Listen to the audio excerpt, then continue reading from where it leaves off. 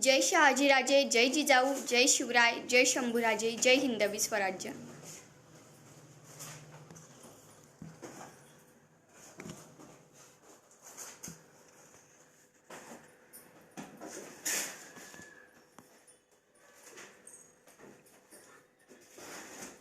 आज नवरात्रीच्या माळेतील दुसरा दिवस।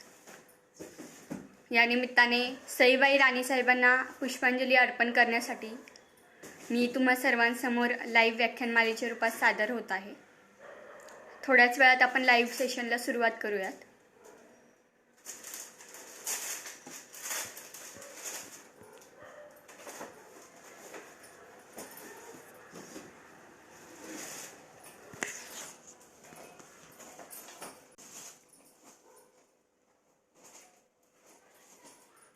आवाज जास्त येतोय मग।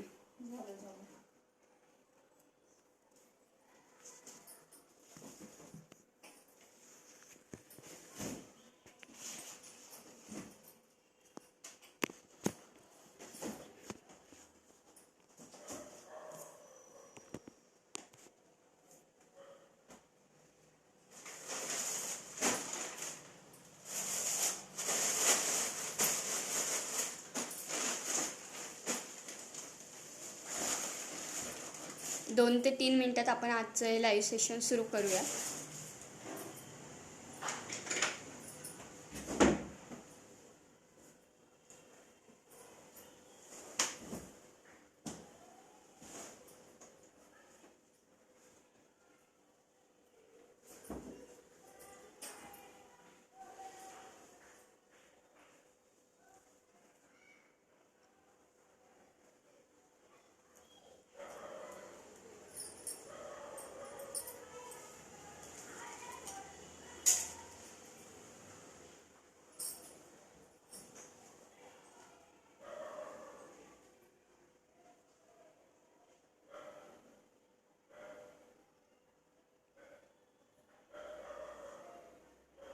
माझा आवाज क्लिअर ऐकू येतोय का हे सांगा, म्हणजे मी लाईव्ह सेशनला सुरुवात करते।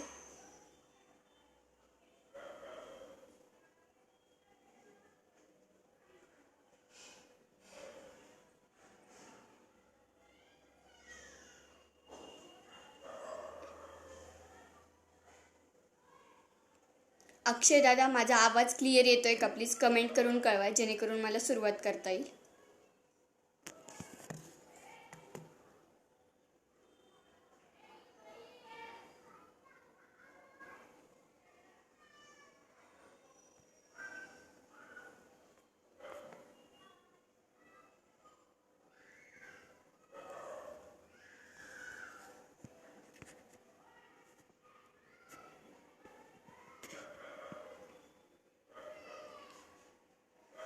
जय शहाजीराजे, जय जिजाऊ, जय शिवराय, जय शंभूराजे, जय हिंदवी स्वराज्य।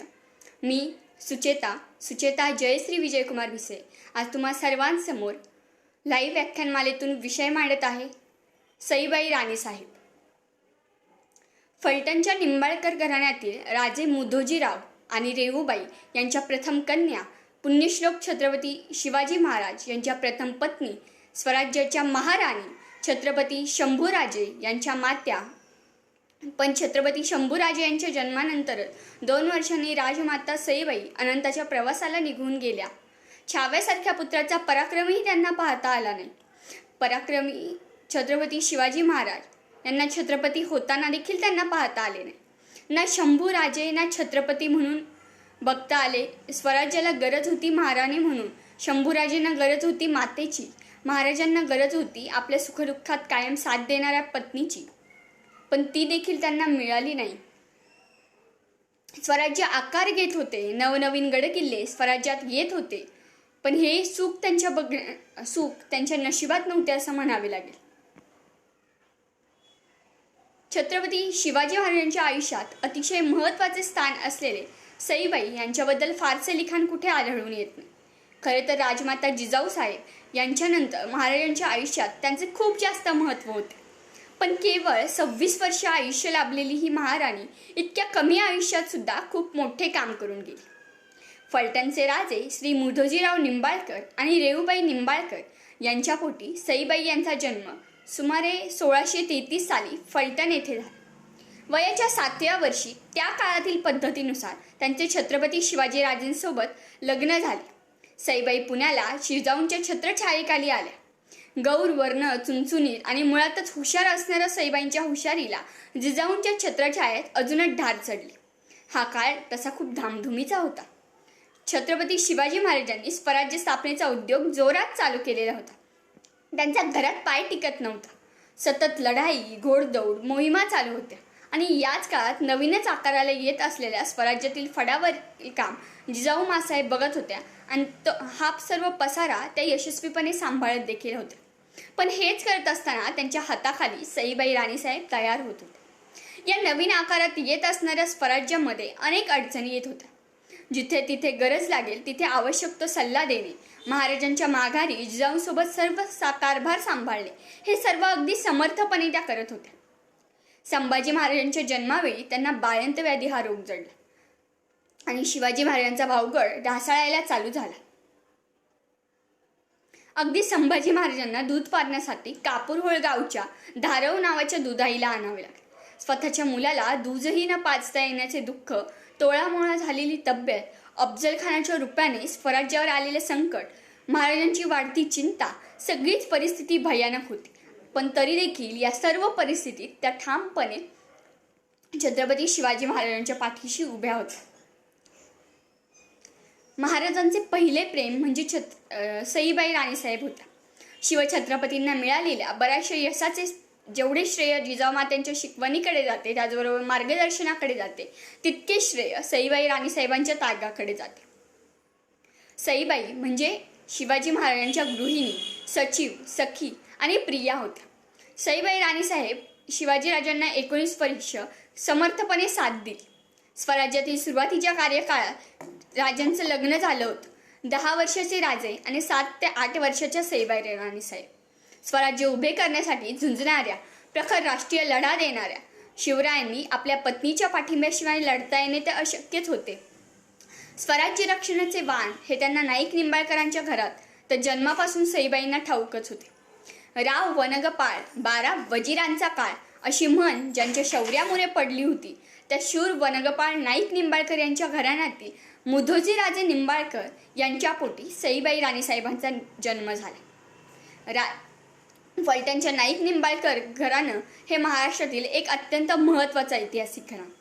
त्यांची सोयरी कायमच भोसले घराण्याशी होत असल्याने राजकीय व सामाजिक दृष्ट्या हे घराणे फार महत्त्वाचे मानले गेले होते. याआधी देखील भोसले घराण्याशी त्यांची सोयरीक जमली होती, ती म्हणजे शहाजी महाराज साहेबांच्या आईसाहेब म्हणजेच उमाबाई यांच्या निमित्ताने. मालोजी राजे आणि उमाबाई साहेब यांचा विवाह झाला आणि या निमित्ताने देखील भोसले आणि निंबाळकर घराण्याशी नाळ एकमेकांशी जोडली गेली होती. एका हिंदवी सम्राटाची पत्नी, त्याचबरोबर एका छाव्याची आई म्हणून महाराष्ट्र वारंवार ज्यांची सई म्हणून किंवा आठवण काढल्याशिवाय राहत नाही, त्या म्हणजे सईबाई राणीसाहेब. सईबाई राणीसाहेब आपलं दुःख गिळून दुसऱ्यांच्या सुखात विरघळणाऱ्या राणी होत्या. सईबाई राणीसाहेब ह्या अत्यंत शोषित व सामर्थ्यवान होत्या. त्यांचे बालपण फलटणच्या नाईक निंबाळकर यांच्या घराण्यातच गेल्यामुळे आपली कौटुंबिक जबाबदारी पार पाडण्यात जिजाऊ मासाहेबांचे व राजांचे मन त्या योग्यपणे व समर्थपणे सांभाळत होत्या. त्यांनी शिवाजीराजांच्या राजकीय, सामाजिक व कौटुंबिक जीवनाकडे अत्यंत विशाल दृष्टीने नवेशिती आपल्या नजरेपुढे तयार केले होते. स्वराज्याविषयी कर्तव्य पार पाडण्याची जबाबदारी ज्या पद्धतीने राजमाता जिजाऊंनी स्वीकारली होती, त्याचबरोबर सईबाई राणीसाहेबांनी देखील तितक्याच समर्थपणे पार पाडली होती. हिंदवी स्वराज्याच्या रक्षणासाठी निधड्या छातीने लढणाऱ्या आपल्या पतीच्या सुखातच त्यांनी आपले सुख मानले होते. फलटणचे रामराजे रघुनाथ राजे नाईक निंबाळकर म्हणतात, शिवाजीराजे राम असतील तर सईबाई त्यांची सीता आहे. शिवाजी महाराज विष्णू असतील, सईबाई लक्ष्मी आहे. जर शिवाजी महाराज शंकर असतील तर सईबाई राणीसाहेब पार्वती आहेत. इतके घट्ट प्रेम त्या दोघांचे होते. राजे मोहिमेत असले की चैत्रातील पालवलेली चिंच जरी पाहिली किंवा भर उन्हाळ्यात आकाशातून कापूस पिंजत काढणारा मेघ जरी एकाकी पाहिला तरी शिवाजी राजांना सईबाई राणीसाहेबांची आठवण येत होती. आठवणीने राजांचा जीव व्याकुळ होत होता. एकदा मोहिमेवर असताना रात्रीत पिठासारखे चांदणे पडलेले बघून राजे कित्येक तास छावणी बाहेर चंद्राकडे पाहत उभे राहिले होते. तर तो चंद्र पाहण्यासाठी नसून सईबाई राणीसाहेबांच्या उत्कट आठवणीने राजांचे मन हरखून जात होते. यामुळे राजांच्या याच प्रेमामुळे त्यांचे जीवन अनेकविध रंगांनी शोभणाऱ्या इंद्रधनुष्यासारखे किंवा नवरसयुक्ता काव्य सारखे भासत होते. सईबाई राणीसाहेबांच्या अकाली मृत्यूमुळे शिवाजीराजेंच्या संसाराच्या कथेला चटका लागला होता. राणीसाहेब जर जास्त काळ टिकल्या असत्या तर कदाचित संपूर्ण भारताचा इतिहास हा बदलून गेला असता. राणीसाहेबांच्या अकाली मृत्यूमुळे 2 वर्षाचे शंभूराजे पोरके झाले. वयाच्या 26व्या वर्षी सईबाई राणीसाहेब हे जग सोडून निघून गेले, पण जाताना हिंदवी स्वराज्याला एक छावा अर्पण करून गेले. याच छाव्याने पुढे रुद्रावतार धारण करून औरंगजेबाला नाकी 9 आणले.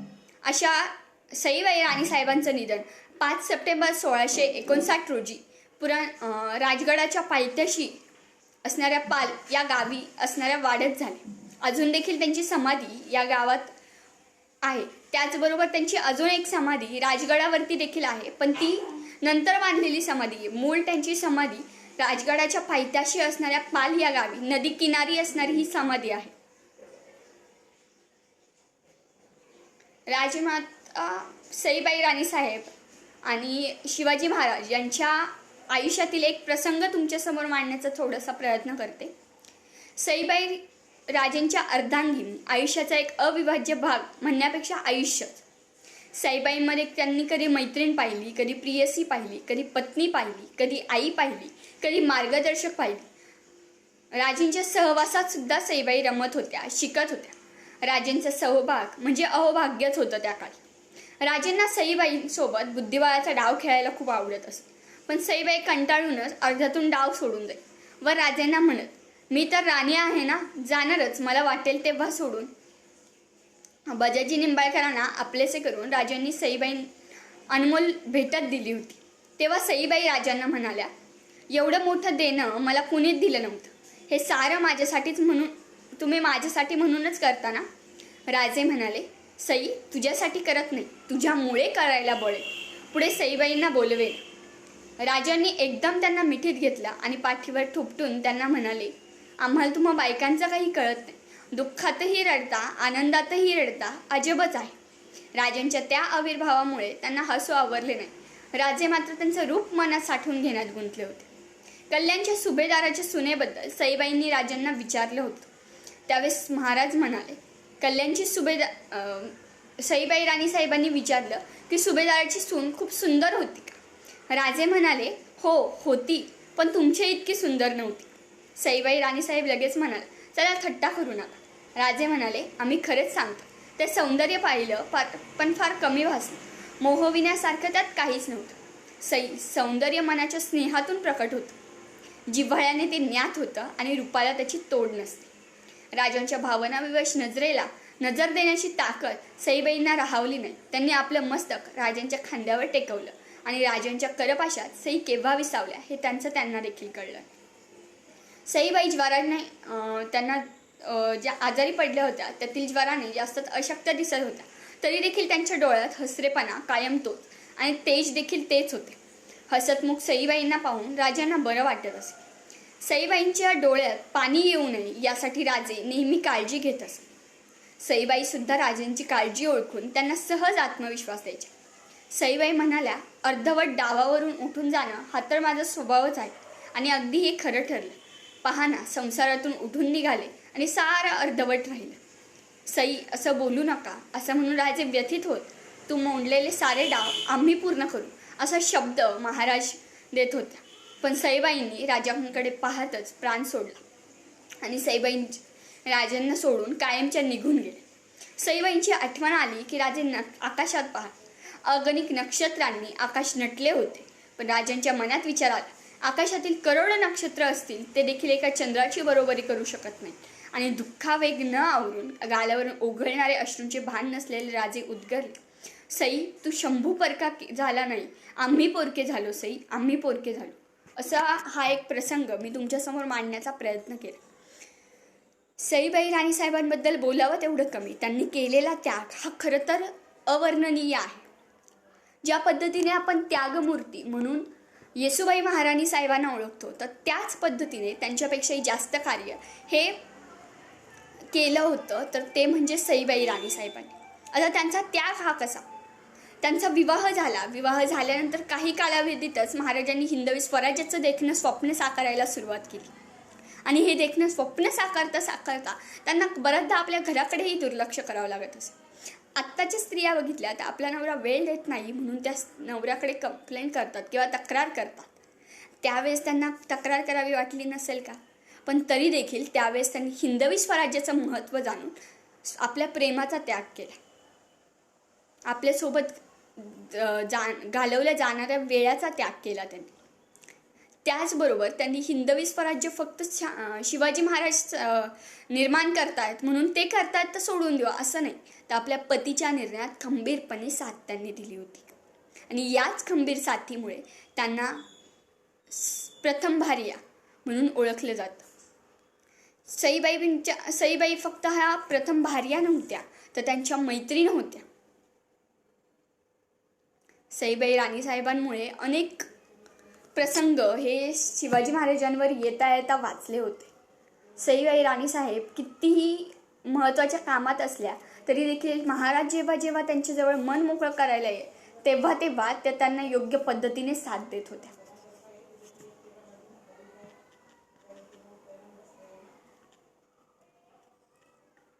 त्यामुळे सईबाई राणीसाहेबांचं चरित्र हे तितकं महत्त्वाचं आहे. कारण सईबाई राणीसाहेबांनी जेवढं कष्ट महाराजांसाठी किंवा स्वराज्यासाठी सोसलंय तितकं कष्ट कोणी सोसलंय. महाराणी साहेबांबद्दल अजून थोडं बोलायचं म्हणलं तर सईबाईंचं मन हे बऱ्यापैकी वेगळेच खेळ खेळत होते. त्यांच्या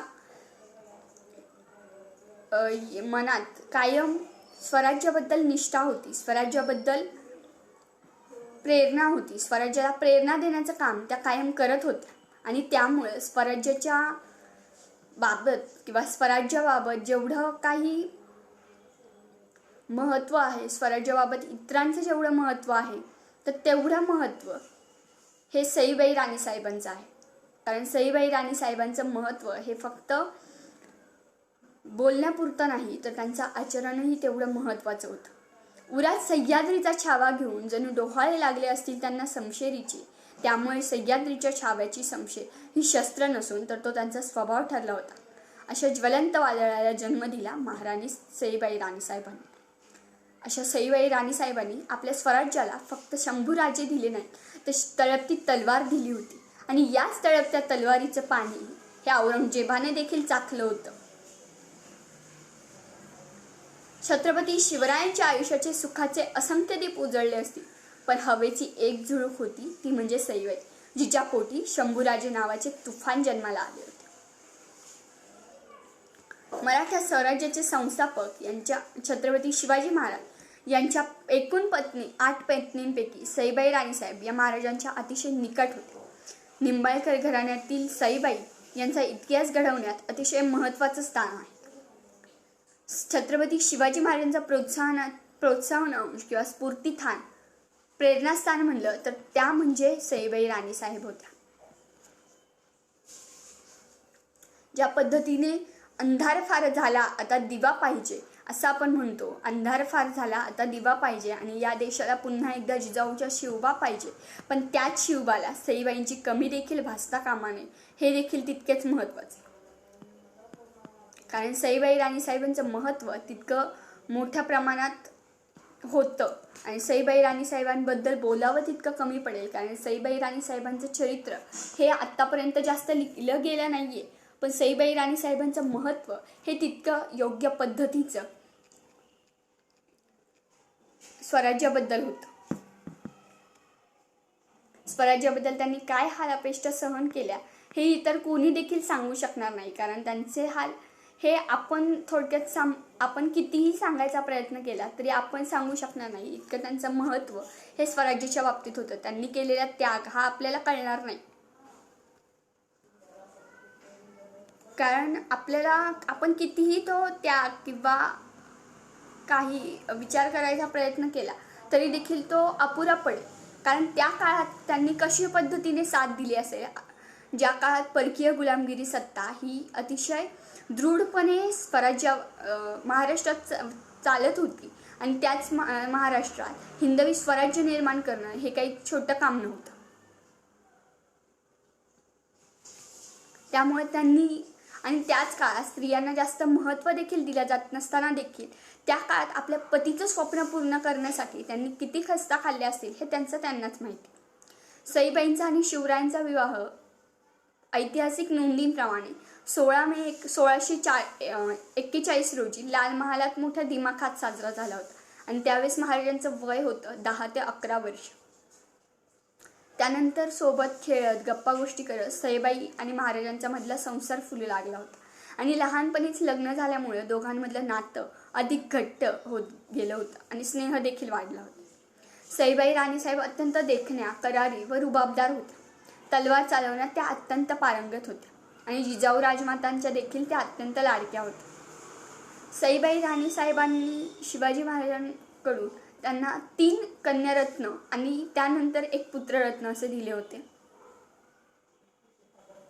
सखू, अंबिका आणि राणी या 3 कन्या या सईबाई राणीसाहेबांच्या कन्या आणि छत्रपती संभाजी महाराज हे पुत्ररत्न त्यांना लाभले होते.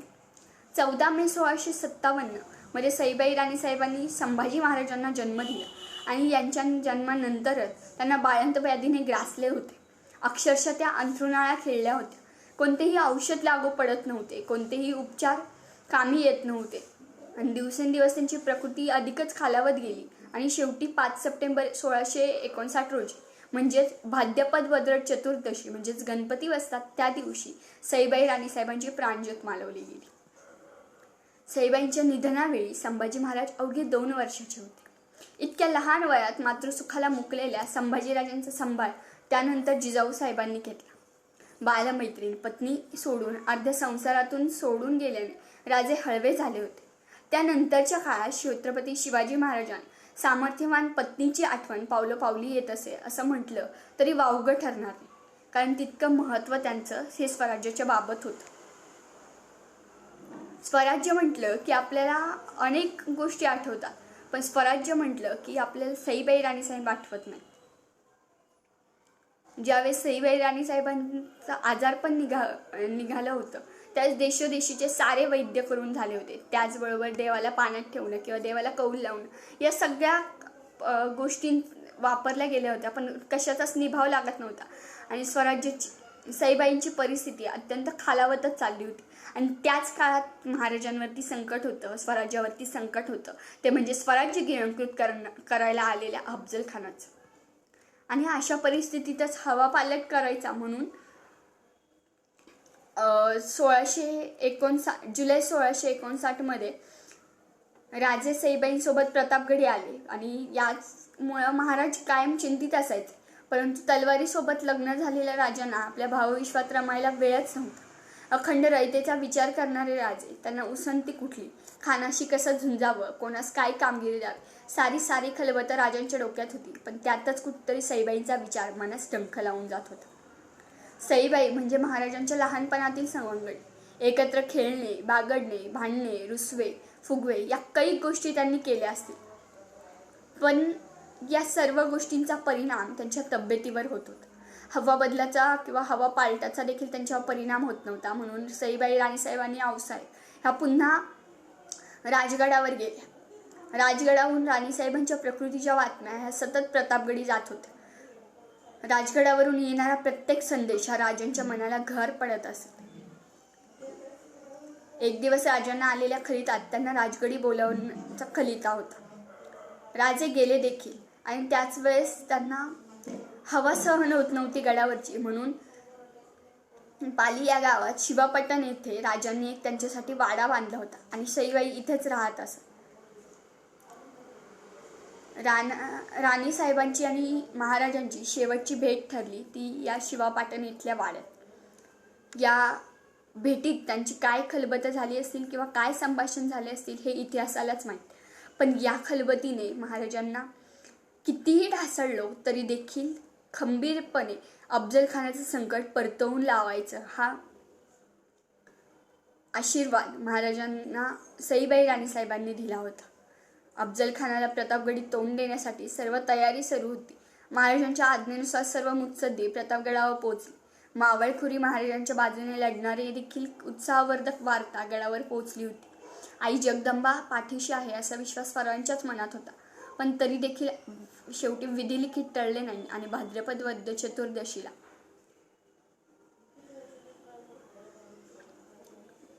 म्हणजेच 5 सप्टेंबर 1659 रोजी सरत्या पावसाला शिवाजी महाराजांचा भाऊगड ढासळला.